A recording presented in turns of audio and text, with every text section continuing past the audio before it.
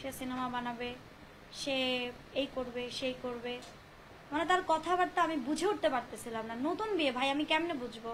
বিয়ের দ্বিতীয় দিন এক নারী তাকে ফোন দেয়, দিয়ে বলে লাউডে, গাড়ির মধ্যে ছিলাম, যে গালাগালি, তুই আমার সাথে থাকছিস, এই করছিস, তুই আমার পারমিশন ছাড়া বিয়ে করলি কেন। আমি নামটা বলছি না তার প্রাইভেসির জন্য। সে এক স্বনামধন্য, সে সিনেমার সাথে জড়িত, তার নিজের একটা টিভি নাটক করে। হ্যাঁ, টিভি নাটক করে, তো বললাম না আমি। সেই মেয়ে বলল যে বিয়ের কয়দিন আগেও আমার সাথে থেকে গেছে, আমার সাথে লিভ টুগেদারে ছিল। যখন আমি তারে বললাম, মা বোন তুলে গালাগালি, গাড়ির মধ্যে, আমার গাড়ি সে ড্রাইভ করতেছে। পরবর্তীতে সে বলল যে এটা সব বানানো নাটক, আমার পিছনে চক্রান্ত, আমি যেন সংসার না করতে পারি। তারপর ওই রাতেই সে আমারে মারল। আমি যখন, আমার ভেতরটা তো স্বাভাবিক না, নতুন বউ, আমার ভেতরে আরে ভাই নতুন স্বামী, তার কাছে এরকম ফোন আসলো, একজন আরেকজনের মা বোন তুলে গালি দেয়, এটা কোন সোসাইটি, কিসে থেকে কি কি হচ্ছে। তখন যখন আমি প্রতিবাদ করলাম, আমারে মারলো, বললো টাকা দে সিনেমা করব। আমি তাকে ভেঙে ভেঙে ভেঙে ভেঙে মোটামুটি 4 লাখ 5 লাখ, 5 লাখ না, 5 লাখ 6 লাখের মতো হবে, কারণ আমার ট্রানজ্যাকশন তো আছে। 6 লাখের মতো টাকা তাকে আমি দিছি, ক্যাশ তুলে তুলে এনে।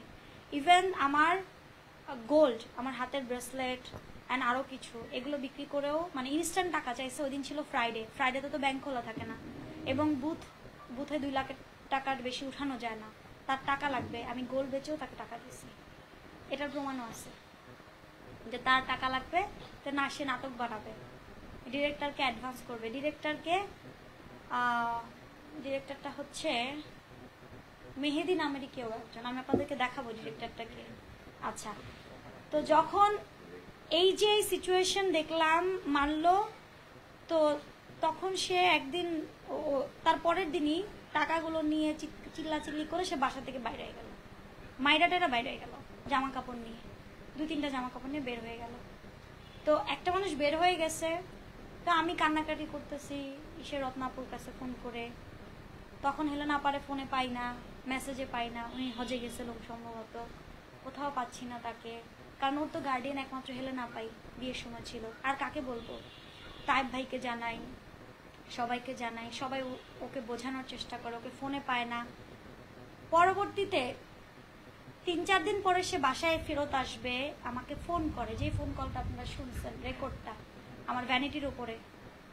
সে তো সবসময় আমার কাছে টাকা চায়। এখন ভাই, নতুন বিয়ে হয়েছে, একটা ছেলে যদি প্রতিদিন টাকা চায়, প্রতিদিন টাকার কথা বলে, প্রতিদিন মারধর করে, সেই ছেলেটা যদি একটা পর্যায়ে গিয়ে আসার সময়, মানে সে আমাকে ফোন দিছে, তুই আমার ফোন ধর, মেসেজ দিছে, তুই আমার ফোন ধর, আমি ফোন ধরছি, ধরেই বলে শোন আমি আসবো একটা শর্তে। সে যখন সেই শর্তটার কথা বলছে, তখন গিয়ে দেখবেন যে আমি এক মোবাইলে কথা বলে আরেক মোবাইল দিয়ে রেকর্ড করা শুরু করছি। আমার কলিজার মধ্যে চাপ দিছে, কি সেই শব্দ, আমি বাধ্য হয়েছি তখন রেকর্ড করতে।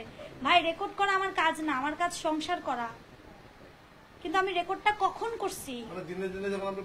আমি যখন বুঝতে পারছি যে সামথিং ইজ হ্যাপেন, কিছু একটা হচ্ছে, সামথিং কিছু একটা ক্রিয়েট করছে, আমি যখন আতঙ্কিত হয়ে গেছি, তখন কি আমি রেকর্ডটা করছি।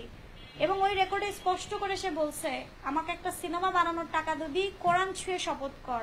এবং সে কথায় কথায় কোরআন ছুঁয়ে। আমি জানি না আল্লাহ সুবহানাহু ওয়া তাআলা তাকে কোথায় নিয়ে যাবে, আমি জানি না, এটা আল্লাহ জানে। সে কথায় কথায় কোরআন তো ছেলে খেলা না, এটা ছেলে খেলা না। তখন আমি কোরআন শরীফ ছুঁই না, ভিডিওটা দেখবেন, আমি কোরআন শরীফ না ছুঁয়ে আমি উপর থেকে ভিডিওটা করি যে হ্যাঁ আমি কোরআন ছুঁইছি বড়। তখন সে আমাকে বলে 65, মানে সে সিনেমার টাকা দিতে হবে। পরে আমি বলছি সিনেমার টাকা এখন আমি কোত্থেকে দিব?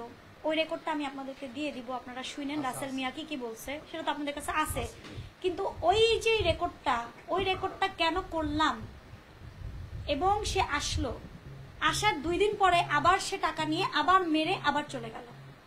2 days, 2 দিন পরে, ওই রেকর্ডটার 2 দিন পরে।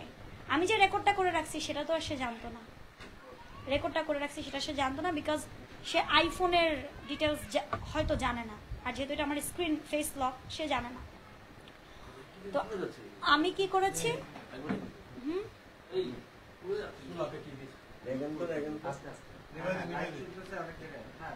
চুলায় কি,